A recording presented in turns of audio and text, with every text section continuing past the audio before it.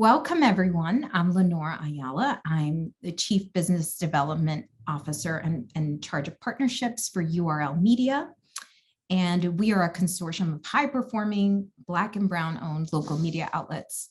And we are excited to kick off this first in a series of virtual workshops about career and everything related to your career.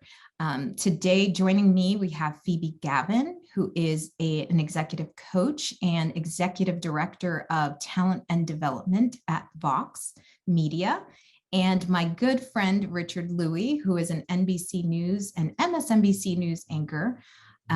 He has a long, deep history of advocating for stories about and by people of color, and I'm proud to call him a colleague and friend. So thank you for joining us this morning.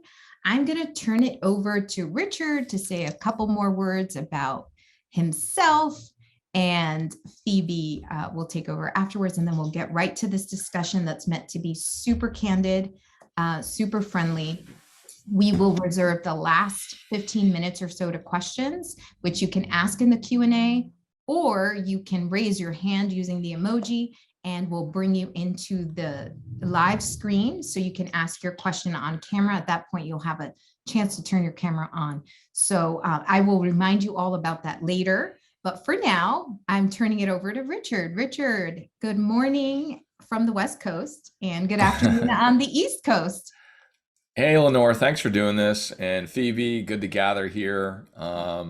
So glad that we're looking through this because I think that, narratives and the way that we project and try to project ourselves is so important. And projection sometimes connotes something that's negative when really it's quite positive. If you think about the opportunity to project the things that make us who we are. And I think that having conversations about how to access that and then to be able to form it and then deliver it I always love those conversations because I have to think through it myself, like, who am I? How do I put that together? And then how do I give that to somebody? And on the flip side, how do I receive that? I think it's really important to understand when people express who they are, and we're talking about this in business context. I know it's really if we can understand it as an opportunity to take a gift from somebody, because for some it's very not easy. Actually, for most of us, it's very not easy to do that, especially in work constructs where we have all this stuff we're bringing into the room. I mean, we walk in looking like whatever we look like, but in reality, there's probably like 18 trucks behind us or on our shoulders or whatever that we're pulling in at the same time. And I've certainly felt that in my business, which we'll dig in more, where I bring in all those 18 trucks and I don't do a good job of bringing them in. I don't do a good job of expressing it. I don't do a good job of understanding what is good to hear at the right time so that people understand who I am. Not because it's about me, because as you can probably guess, it's not about me, I hope. Enough about you. Enough about, yeah, it's as silly as that. And I'm not saying that because it's there. I'm just saying it's because I do try to walk that talk.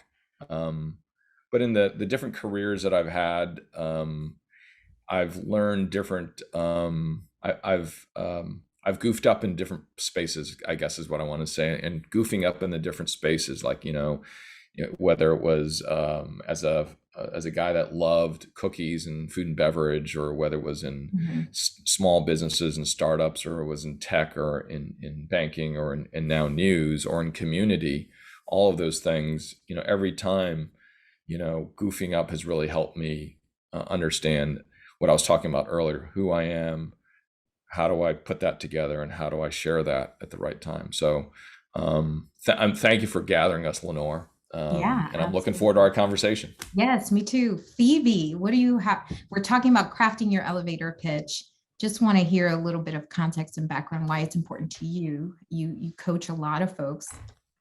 Yeah. So in my coaching business, it's very focused on this idea of understanding who you are and presenting a narrative to the professional world that helps you get where you're trying to go. And that's something, a skill that I have had to develop through fits and starts and lots of mistakes over time. And, for Richard, it's, sort of goofing up about having all of these additional pieces that you're trying to bring together. For me, it's really been about anxiety. I am very much an introvert. I have social anxiety, and I'm diagnosed generalized anxiety disorder. And so anxiety is a big part of my life, and navigating anxiety is a big part of my life. And being able to do that well has been a skill that I've had to build over time. And at the beginning of my professional career, my inability to do that well really held me back. And I had lots and lots and lots of situations that I wasn't able to take advantage of because my anxiety created this screen that, people couldn't see through. And so they couldn't see me because all they could see was my anxiety. And so as I built my tool set, as I built my skill set around navigating anxiety, I'm very excited about helping my coaching clients navigate their careers with more bravery so that they can pursue their goals boldly and with confidence. And having that skill set allows you to do that, even if anxiety is one of the things in the trucks behind you. Yeah, that resonates so deeply with me, Phoebe. I can't even tell you. We have a quick poll that we're going to flash up for participants about fear and anxiety. And while we do that, I want to talk to you both about, I love stories. We're storytellers here. So we've all been there. You're in an elevator or in a space, a common space with someone important, an executive, somebody that you really want to pitch to, hey, I'm great. I want to do this. But you get in that situation and maybe you stop talking, or you say something really dumb, or you feel like, oh my God, what am I going to say? And you just clam up. It's happened to me many times. So I suffer from that speaker's anxiety. Can you share, Richard, a disaster story, what you learned from your disaster story, and how if you had fear that was tripping you up, how did you overcome it? Yeah. Are you making fun of me, Lenore? Is that what you're doing? Never. Are you trying to? I thought this was a friendly group, Phoebe. Yeah, I mean, the one that we all want to relate to those disaster stories. I know I need them to make me feel better. Look, if it comes down to that, we're all in the same boat. Yeah, when it comes to anxiety, one of the great examples of anxiety taken over was when I was first auditioning over at CNN, and you have to sit in front of a camera. They give you a script, and you read the whole thing, right? And I was like, oh, I got this. This is, I read scripts all the time because I had worked in the business for a couple of years at that point. And so the executive producer takes me and sits me down in like a seat like this, obviously a much better background. It was at CNN International. And I was like, oh gosh, this is where 500 million people get the news, right, at this seat. And so she says, okay, just read the prompter. I'm going to go in the control room. I say, go, you go. Okay. I said, all right, well, easy. I can do that. So she gets in my ear, says, go. I start reading it. Da, da, da, da, da, da, da, da. We start playing some tape where somebody was showing an interview of somebody, and that's when I can take a break. She gets in my ear during that, and she says, Richard, there's some breaking news. Some breaking news. A plane went down in Russia. That plane can hold 150 people. We don't know the casualties. That's all we've got. And I want you to, after this piece of tape is done playing in 15 seconds, I want you to update us. Okay? I was like, what's with this breaking news? I'm supposed to read the prompter and, be done. Mm-hmm. What? You didn't tell me we're going to do this. What's going on? You talk about anxiety. Right. Starting to sweat, I'm like, oh, what? Can you tell me the detail again? I don't know what that is. What do I have the paper here? I didn't have any paper. I was like, okay, well, how do I wipe off all this sweat? So I took a piece of paper in front of me, and I was just like, okay, I was like, wiping like this. I was doing that kind of thing, and I was trying to work off the nervousness. And the director goes, and 5 and 4 and 3. go. And so I read the Russia, blah, blah, blah, blah, blah, blah, da, da, da, da, da, da, and then and then we'll have more updates later, and then I continue reading the prompter. I play some more, she plays some more tape again. She gets in my ear again, says, another breaking story. And I'm just like, I'm like this. And I don't know if the two of you have ever taken singing classes before, but No. when I was on the speech team, because I wanted to push myself to get over anxiety, I took a singing class. Because I can't sing. That's another story, but I can't sing. And so, but I did it because I was trying to work off. So they teach you this bumblebee things, to work off the. So I started doing that during the tape, just to work off the nervousness. So I didn't get the job, Lenore. I didn't get the job at CNN. You're kidding. You did later. Later I did, but that one, so I talked to my agent, and I was like, I was perfect on camera. What? I mean, if you look at the tape, it was perfect. I don't get it. And she said, well, what did you do? And I told her the story about the and all that. And so she was like, well, Richard, it's not what you do on camera. It's what you do off camera. And that was so symbolic about, what we do in life, about the anxiety, about who we are. We often think we're defined by what we do on camera, but it is often what we do off camera. And that was a good example of me not handling anxiety well, but then remembering I got to live and try to do the things that are off camera that are right. So when I'm on camera, it is absolutely fine, but off camera is what counts. Right. So we asked I want to share the poll results before we go over to Phoebe, who's going to also talk about anxiety, and look at the results. 58% of you said that anxiety is an obstacle. So Phoebe, you have lots of experience with figuring out what it is that's tripping you up. And it took me a long time to figure out that it was anxiety really getting in my way. How did you start dissecting, and how did you overcome the fear? Yeah, so when I realized that I needed to take my anxiety seriously, it was like very, very, very early on in my career. I'm glad I had this moment super, super, super early on. I was volunteering. So I'm a veteran myself. I was in the Army. I did 15 months in Iraq. And after I came back, I started volunteering with a veterans nonprofit, really wanting to stay connected to that community. And they asked me to attend their charity ball and to speak to some of the donors who are going to be there about the impact of the organization on the veterans community. And I was so excited about it that, if I can do a good job at this, I'm going to help this organization raise money so that they can help more veterans. I really, really, really wanted to be good at it. And my anxiety got the best of me to the point where I actually spent the vast majority of the ball hiding in a bathroom stall. And afterward, I couldn't believe that I had done that, because it was so important to me to sort of help this charity that I cared so much about, that it had such a positive impact on my life, that I believed in so much. And I just had this one job of say hello to people, and I couldn't bring myself to do it. And it made me realize that I needed to take this seriously, and that I needed to figure out how to move through anxiety so that I could achieve the goals that I set out for myself. Who knows what I could have achieved that evening with all of these very highly connected people who could have, had such a great impact on this charity, but also could have had a really great impact on me and my life. And I met 0 people. I spoke to 0 people. And so the big thing that I realized when I spent some time with a therapist talking through my anxiety is that I realized that I would construct a lot of stories in my head about all of the things that could go wrong. And I didn't interrogate those stories at all. I didn't ask, how likely is it for something like that to happen? I didn't ask, what are all of the things that could go right?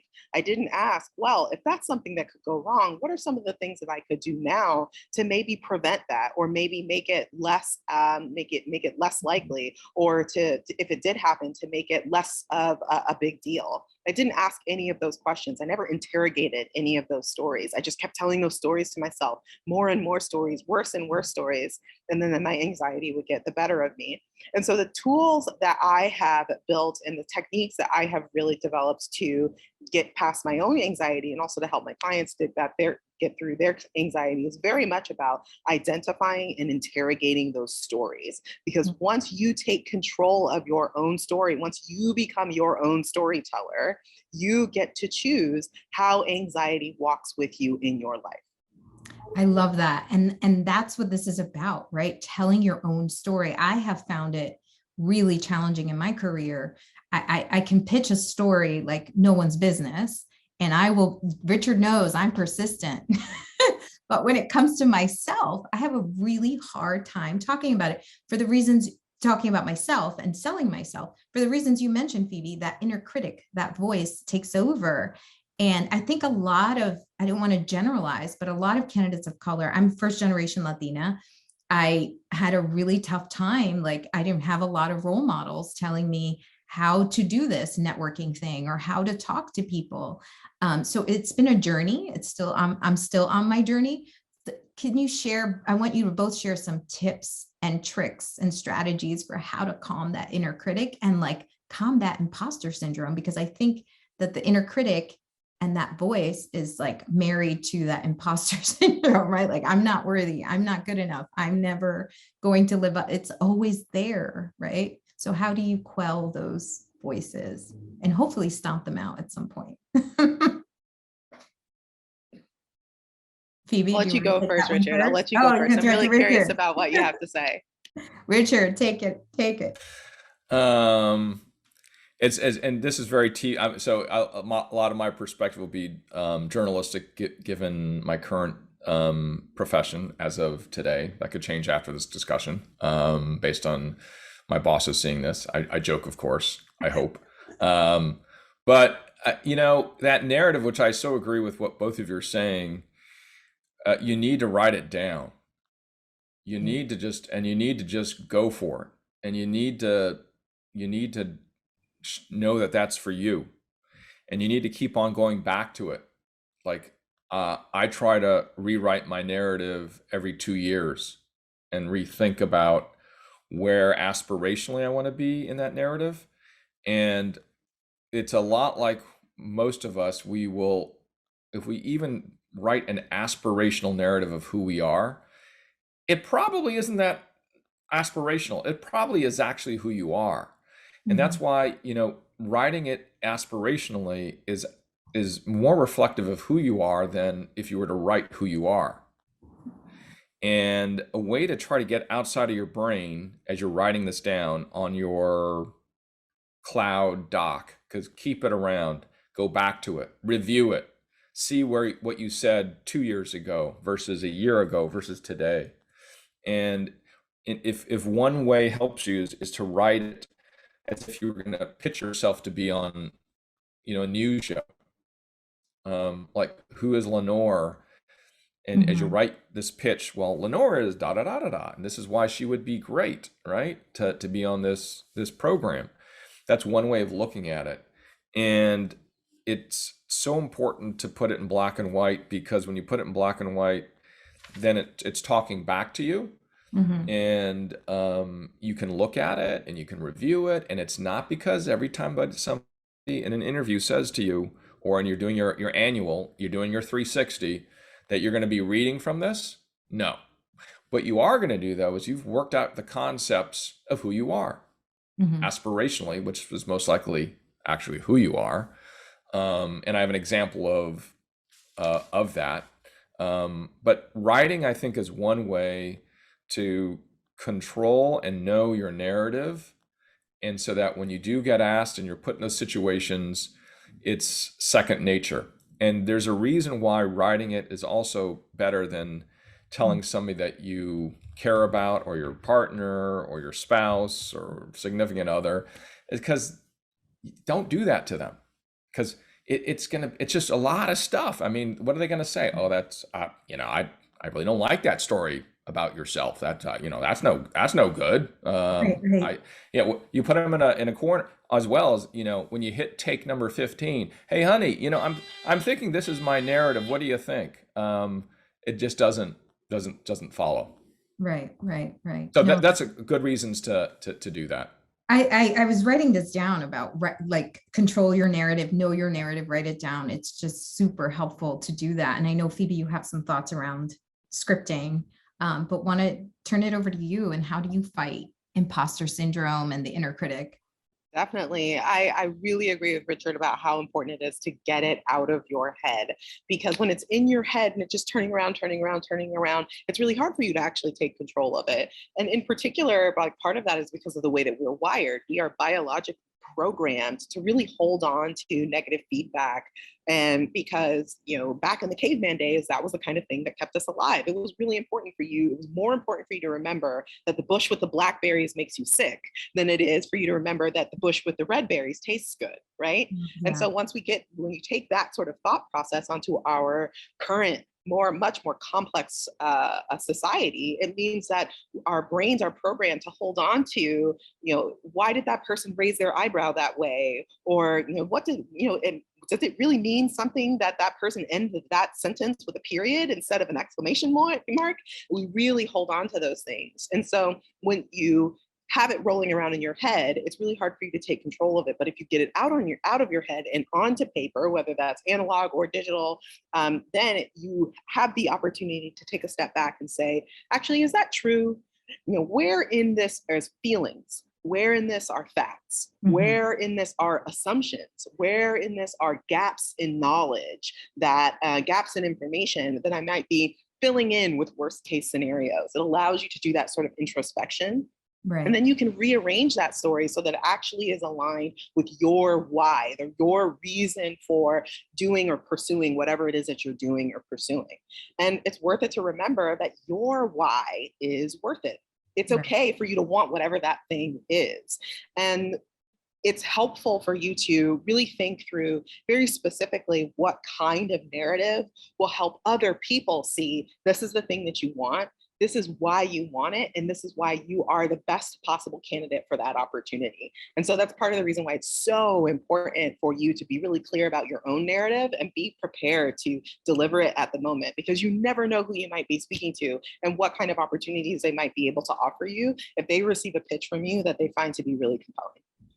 I love that. And Nia Meeks has a question in here that I want to ask. And I was thinking the same thing, Nia. I have no game face. I suffer from the no game face. My emotions are all here. And I've been working on it. It's been a work in progress. So if I'm in an interview situation and let's say the interviewer is staring me down, it just rattles me. So like, have you guys been in that situation, and how have you overcome the stare down, right? Because there are interviewers that are just really intense and they will just get you with their gaze. Oh, I have a really great example of this. So I interviewed for a position at Google, and Google has very, very structured processes for their interviews. It's not that casual, like, hey, tell me about your story. Why did you decide to, apply for this position? It's not casual at all. They have like a screen that they're looking at where they have to ask like very specific questions, and they have to like type in all of their notes in real time. It's like a very, very structured thing. It's the weirdest thing I've ever experienced, because what ended up happening, because all of these were happening remote, is that as I'm like this, telling people about my story and giving them the information and asking the questions, they actually look like this. They're not even looking at me, because they're looking at their screen, typing in all of their notes, and then asking the question and then typing in all of their notes. And the thing that I have to remember is that in those sorts of situations where you're really not sure what something means, is hold on to the fact that you are not sure. Resist the urge to jump to a conclusion, because you actually don't have enough information to jump to a conclusion. Hold on to the fact that you're not sure. I don't know what it means that this person is doing this. I don't know if it means that they don't like me, or I don't know if it means that it just requires their full attention to do their interviews this way. I don't know why that person raised their eyebrow. It could be that they had like an itch, or it could be that they actually thought the thing that I said was stupid. But maybe it really was just an itch. I'm going to hold on to the fact that I don't actually know. and focus on my mission in the moment, which is delivering my narrative to this person. Right. Richard, do you have thoughts on that? I just had an itch. That's just that. I was just. I raise my eyebrow all the time, and that means like I have another question, just for the record. I do this all the time when I'm interviewing people just to see what they do. No, look, I did not get into journalism to understand how to interview people, or and it's different than being on the other side, right? And I mean, when I was going through interviews, which I described one of them, which is very strange, and being in news, I'm always worried about, they're always looking at me in the box, in journalism at least, right? So how will Richard perform in the box, right? And now we're all used to being in the box. The one thing that we can do, and this is why it's, I think, appropriate for us that are not broadcast journalists, is I used to get coaches that would come in every 6 months when I worked at CNN. And you didn't like the call because talent management would, I know that's the word they call them. So talent management would call and say, Richard, we have the coaches coming in. We have a spot. Can you, and when you got that call, you knew that it meant, okay, you're goofing up. You're not getting it right, because their talent managers calling to say the coach is in town. And I took it really negatively in the beginning. And then after I went to 1 or 2 sessions, I was like, this is the best thing ever. And so I was kind of the strange one, because I'd call talent management all the time and say, oh, by the way, is a coach coming in? Because I know you have one every 6 months. And they would go, do you actually want a seat? Yeah, yes, I do. Yeah. And you would get different coaches. And one of the things so first of all, getting coaching is great, right? Phoebe is a great coach. She may be very busy right now with what she's doing at Vox, but it's important to get that coach in there. 2 is that one of the things I learned from one of the coaches is record yourself. Sit there with this camera. You got one now. All of us are used to it now. And write the top 3 questions that you typically will get, which are why you, why this company, and why now. Right. And answer that question. Just write it in front, and then review the video. Now, first of all, yes, it's going to look horrible, but that's okay. But what you'll do, what one coach did for me, is she said, all right, now give me 200% of the expression of those ideas. All right, Richard, now read it again. And I want you to give me 400% of expression of who you are in that idea. All right, Richard, now give me 1,000. Okay, so I was just like, am I supposed to be extra sad, extra happy? Is this an acting class? All those things, right? It's not an acting class. It is figuring out your sandbox of expression. And most often, and I found myself, and I still struggle with this, is I stay in a safe corner in my sandbox. Yeah. And what that exercise did is it made me understand what my sandbox is, so that I can walk around that sandbox of expression when I need to. But how am I ever going to know if I never go there? So that exercise on your camera, on your webcam, is super helpful. You can go back, and I bet, because what she would do is at the end of the exercise, she'd go, Richard, so which one do you think was the best or the most accurate of how you'd like to express yourself or who you are? Was it first take? Was it 200%? Was it 1,000%? It was the 400 or 500%. The 1,000, I figured out it was OTT, over the top.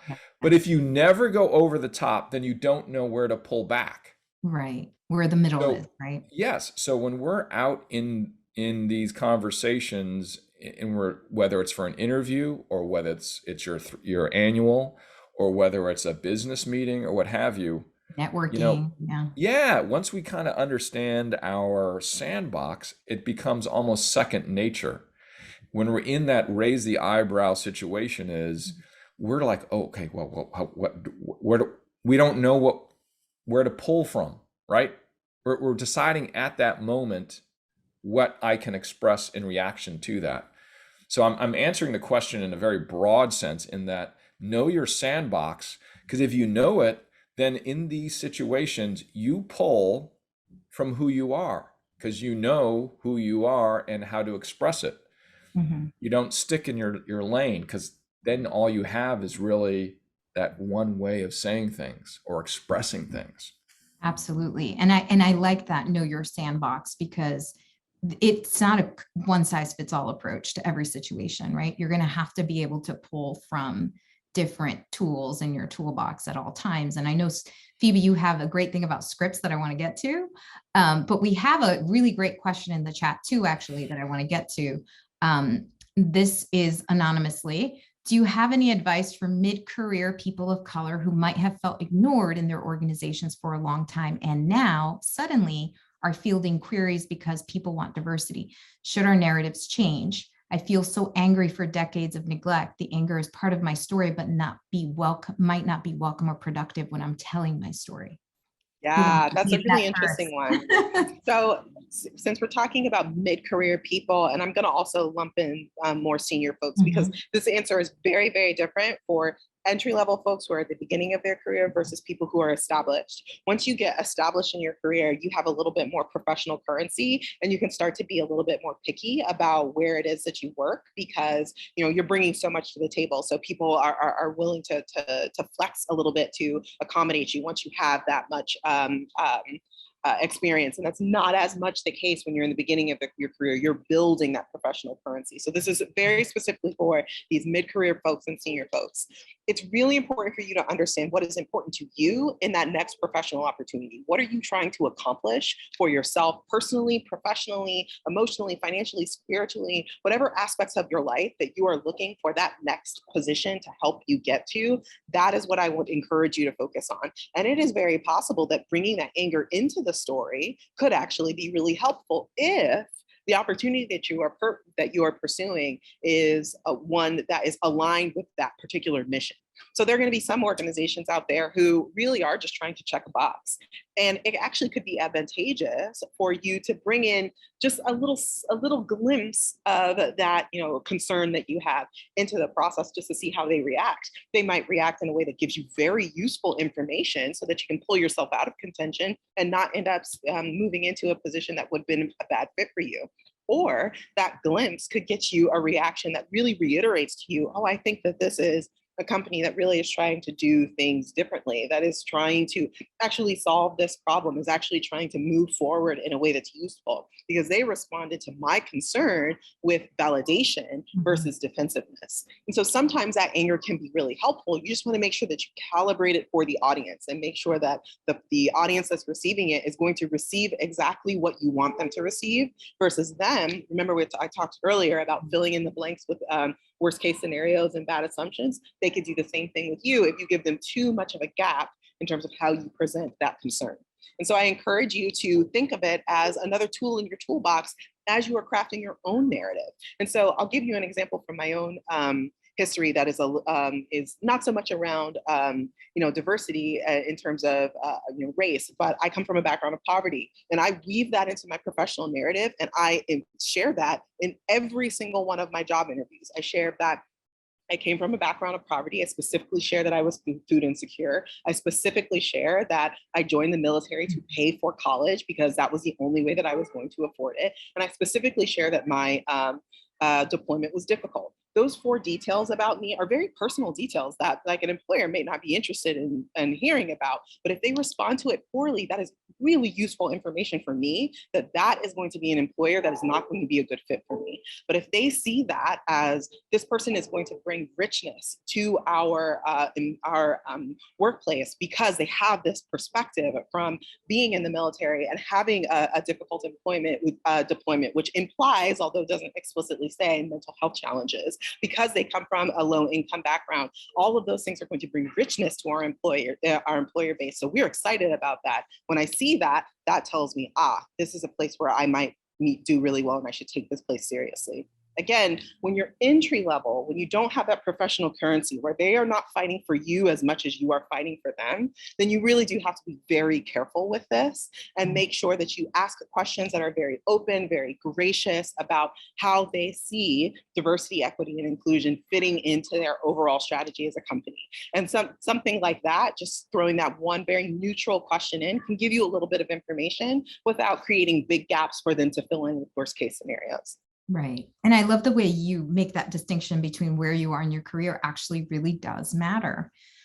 Richard, thoughts on this question and how you might tackle that? Yeah, I'm still tackling it right now. Look, Aren't we all? there aren't, yeah. Look, in my business, I will very clearly say, you know, it was a question early on, and it's I think true of all the industries that we work in. You know, I wondered why there wasn't the call for the Asian men on broadcast television on our major national networks. And I was like, well, maybe it's a supply or demand problem. You know, maybe, okay. So that's the way I would have answered the question 5 years ago. You ask me today and I say there's no demand. We do have a supply problem, but there's no demand. Mm-hmm. And so I have always questioned, well, I shouldn't say that. For the majority of my career, I questioned, is it, you know, the way I speak English? Is it my hair? Is it this? You know, is it this thing here? You know, what is it? Is it my gender? Is it I don't handle questions well? Is it I can't read the prompter? And 2 or 3 years ago, I said, I'm okay. I got it. They don't get it. Mm-hmm. And when they do make the call, if they make that call, whoever they are, which is similar to the question you ask, I know that I'm okay. You know, I'm not perfect, but I'm good at what I do. And so when that questioner asks, you know, how do I react, or how would you reflect on that situation, is you were good, you were getting good, it was okay that you were going through that journey. And now that they see you, there's a bit of spite. I know that I would feel the same, my friend, whoever is asking this question. And that's honest. But know that you earned it, you own it, and you deserve it. They didn't see it. They see it now. Help them see better. That's you now are, you know, getting that job or that position or that task because you're a POC. Fantastic. But that's, you know, that's not only you. You know that. And you know that you're better than just being POC. You're better because you're a person of color, because you have an experience, you have something to offer that helps us as a country and as an organization. And I think that give them the grace if you can. Help them bring on the other person like you. Right. You're the door opener. You're the, you know, we talk about affirmative action, and this is not a political conversation at all, Mm-hmm. but I'm saying, you know, the idea is the reason why that concept or that construct was developed was because we realized that most likely there are super talented people that have not had the door open for them. So that actually the intent is actually harvesting these overly talented people from a group, Right. right? And so when you face that situation, you get selected because you are a person of color, you know, again, walk in because of the things that I just mentioned, but number two, help them understand the next you. Help Right. them and bring them along, because now it's open. It's going to close. Unfortunately, the door opens and then it closes. So you're planning ahead to take advantage of that door opening so that when it closes, there are more understandings, more folks like you that understand it, that are inside the room when the door closes. Because as we all know, the door opens and it closes. It doesn't Right. stay open all the time. It's open and it closes. It opens and then it closes. Yeah. That really makes me think of, you know, something that Lenore, you and I talked about, is like the importance of having like many narratives that you can pull from so that you can grab the one that is most appropriate for the context that you're operating in and the audience that you're communicating with. Mhm. And this is part of the reason why, like, I recommend having developing over time a big toolbox of scripts that you can pull out, where you can say, okay, this is a situation where the thing I need to focus on is all of the benefits that comes from, me being a queer Black woman coming into your workplace. There are going to be some times where that narrative isn't the most useful, isn't going to be the one that gets you where you want to go. There are going to be other times where it might be the most important narrative is going to be my military experience, or the most important narrative might be, my deep passion for human psychology, or the narrative might actually be, the experience that I've had in newsrooms working on the more analytical side, analyzing all the things that are happening on the website. But being able to have little scripts that you can pull out. And I'm talking about like 1 or 2 sentences that you can start a conversation with. That can be incredibly helpful as you move forward in your career and have to pitch yourself, in interviews, to, trying to pitch your ideas, trying to pitch yourself for a promotion. Like, there are all these situations where you have to sell yourself and your ideas. And when you're able to sort of assess the situation and identify which narrative is most likely to get you to that place of success, you are more likely to be successful. Yeah, and I think we were brother and sister from a similar mother and father, because I so agree with that. Narratives, it is to I say write your 5 stories. Like, and Phoebe, you're bringing up food insecurity, right? Write that out. That's an important part of you. If that's who it is, write it down, and then write it down in 3 different types of folks. How do you tell that story to this type of person, that type of person, and that type of person? Because it's going to be different. Right. And, I was thinking back to when I was trying to be a speechifier on the speech team at City College of San Francisco. And I realized I was doing it because I was not that smart, but I memorized 5 stories, so that when we would do the extemporaneous competition, I'd always pull from those 5 stories. And those 5 stories I would alter based on what the topic, because you would pull the topic from a hat, and then you had to speechify for 10 minutes.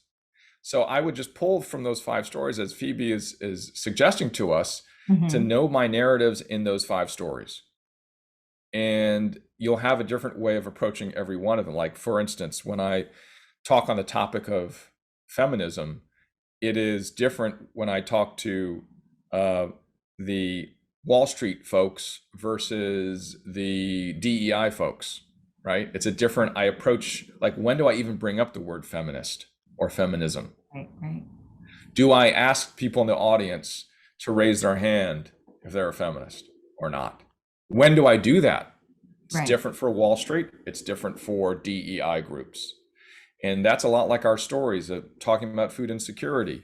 And that's another thing that Phoebe and I share. I also grew up food insecure. And so, when do you bring that up, and to whom do you bring it up with, and how do you bring it up, right? And it's both simple but complex at the same time. But writing your 5 stories down and then writing it in different ways for the 3 different types of people that you might be talking to, it's so because it's really interesting when you do that, when you're sitting in that conversation or interview or whatever, all of a sudden, boop, it pops up in your head like a picture. Right. And you're like, oh yeah. I think I wrote that down there, and it gives you comfort, right? Not because, yes, exactly. Not because you need to do it verbatim. No. Give yourself that leeway. It's not because it's a script. It's because you've thought it through. It's a muscle, right? You're toning your muscle of your storytelling by writing it down. And so as the muscle gets toned, when you're sitting in the conversation, you're like, I got this. I got that little muscle right there. See, I can do it. I love that. And this also it makes me jump back to something you said earlier, Richard, the importance of recording yourself, right? And so I encourage you to start with one. Just start with one. Yeah, we want to get to 3, 5, many, but you have to start with one. Start with that one.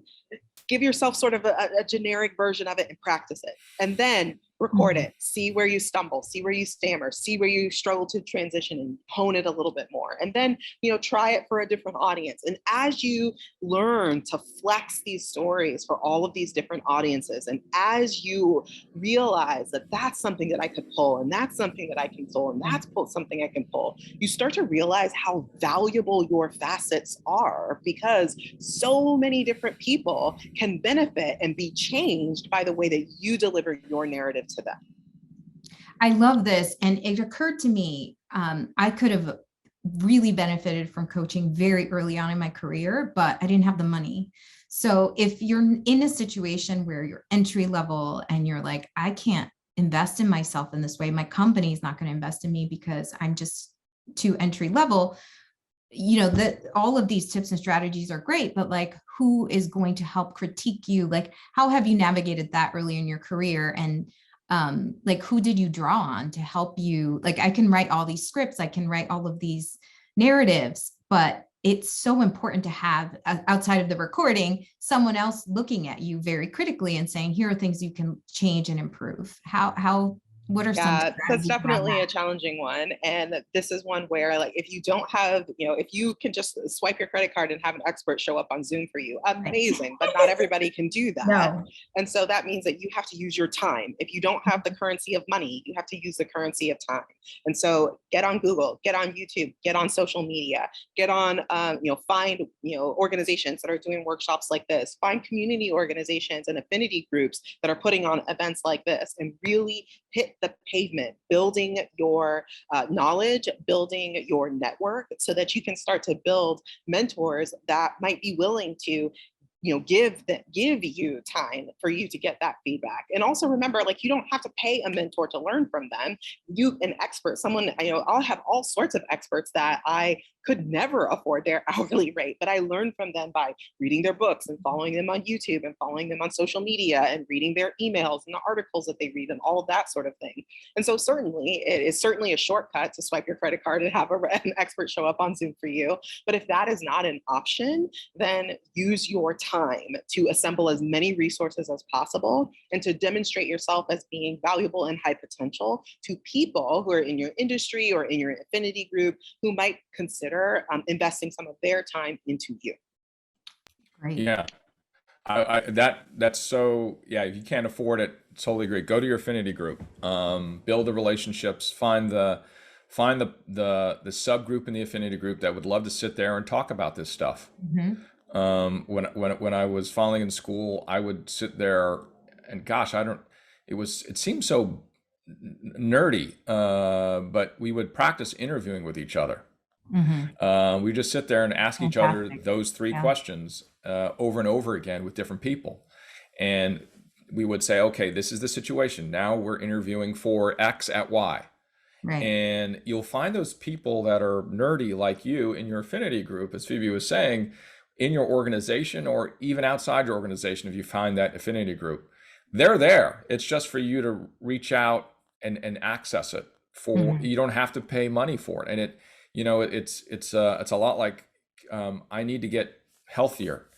Do I need a coach at the gym? No, I can put on my shoes and walk in the park, right? I can start doing that, right? I can start doing the shake weights that Lenore does when I'm talking to her all the time off camera. You can, right? You can do these things. You can multitask. Yes, you can do it on your own, but it's just like laying it out. And when you do get that audience with the mentor or with the executive coach or with the coach like Phoebe, don't go in flabby. Go in practiced. Go in and use the time wisely. Right. Phoebe's time is not cheap, right? And your mentor's time is not cheap. Use every minute. Come preformed. Let them say that's not a good preformed idea, because that's okay. That's totally fine. So it's a lot like us. When I write a script, I give it to my editor and it gets destroyed. But I can't go into my editor without my written script, right? And I love it. I love it that we're going in together and going, how about if you delete that sentence, or how about you move this up here and do that and that and that and that. That's the same thing when we talk to mentors or executive coaches. go in with the prep. And Phoebe and myself have already given some ideas of the prep in Right. advance. So you use every minute very wisely. It's a lot like with your significant other. Mhm. Don't talk about your career stuff all the time off the top of your head. Go to your significant other with an idea potentially, because also they only have a certain amount of bandwidth that they can hear you talk about your, oh gosh, work ABC, right? Right. You Your can't keep complaints on, or- yeah. Right. Otherwise, they're going to be like, okay, don't talk to Richard between 5 and 8 p.m. every day, right? You want to come in, you don't want to Right. use up that time that it's cheaply. You don't Right. want to say that that time is always going to be there for you. Right. Absolutely. We're quickly running out of time. We're quickly running out of time. Sorry. I can go on forever on this topic. I love it. And I think I have an idea for our next workshop on meaningful mentorship. But in terms of questions in the chat, we have 2 questions. And for everybody in attendance, please raise your hand if you want to come on camera at this point and ask a question. I'm going to start with the 2 in the chat, and then Janelle, let us know if people pop up with their hand emojis. We'd love to see you on camera. So this next question is giving too much passion something to worry about? I've interviewed for positions that deal with intersectional and delicate issues that have affected me personally. I felt especially vulnerable in expressing my why. And in retrospect, I always worry that I went too hard and displayed too much emotion, displayed too much of myself as out of control, as out of control of my emotions. So what thoughts on this very personal question about how do you manage your passion? I'll try to go fast. And that is, don't check anything at the door. Do not check anything at the door. Bring it. Walk in with it. But do you need to show all of it? Mm-hmm. No, you don't. And because you don't doesn't mean that you're taking away from who you are. Like me walking into the door, checking my Asianness, right? Which I did for 5 years. And when I first started in broadcast, right? I thought, oh, if I don't talk about Asian stories, I don't pitch Asian stories, they won't think I'm Asian, right? Hello. I mean, it's, how dumb am I, right? But own it, and then you bring it out when it's time. And so being over passionate it can be a detractor. But again, that exercise of doing it on camera to understand how you're saying it, then you'll know how to give some nice dollops of who you are. And those dollops are sometimes more powerful than the full meal to depending who you're talking about. But the dollop sometimes really works. Phoebe, thoughts on this one? Yeah, I think this is another one where I have to make a distinction on where you are in your career. If you're early in your career and you don't have a lot of professional currency yet, you're still building it up, you're still earning it, then it is worth it to be thoughtful about how you calibrate what you're bringing to the table so that you don't overshoot and that you get the result that you want out of the audience that you are speaking to, communicating with at the time. Once you get later in your career and you have more of that professional currency, you can choose how you show up. You may choose to continue to show up at that more calibrated level if that's more comfortable for you. Nothing wrong with that. Or you might be more like me, where you get some professional currency and then you bring in all of the swag. I am black, blackity black all the time at work. And I've gotten to the point where in my career where I have enough professional currency where that doesn't end up being a problem for me. Additionally, though, I am very thoughtful about what kinds of employers I choose. I'm not going to choose an employer that would be uncomfortable with someone at a senior level being black all day at work. And so those are really important things to keep in mind. And one thing that sticks out to me in the language that this person used in their career and their question, though, that I just want to pull out really quickly is, I always worry. I always worry implies that you take the action and then you spend time relitigating the action and thinking about, well, what if I did this? And maybe I did this and maybe I did that. And remember, we are talking about that's a story that you are building up and rotating around in your head. I encourage you to write that story down and look at it. Where are the feelings? Where are the facts? Where are the assumptions? Where are the gaps in information? Interrogate those stories that are pushing you to worry and worry and worry and worry, And then again, reconnect to your own why. Why is it important to you to show up in these opportunities where you are pitching yourself to some audience? And why is it important to you to show up with your why? And honor that drive, honor that motivation. Something is pushing you to show up authentically, and I encourage you to honor that. And I like that too, because I think you made the earlier point about when you sort of lay out your story about food insecure and military background, you're also testing the potential employer, right? And how they're going to receive you. And that tells you a lot about the culture you're walking into, right? So understanding that. Now, Cesar Bustamante asked us, what books would you recommend on this topic? We can, if we don't have them at the ready, we can always throw them in the chat. Thank you for the question. We will be sure to send this out in a post workshop email. But do you guys have any books quickly that you I want to do a quick lightning round. Janelle, do we have any hands raised for questions before we go?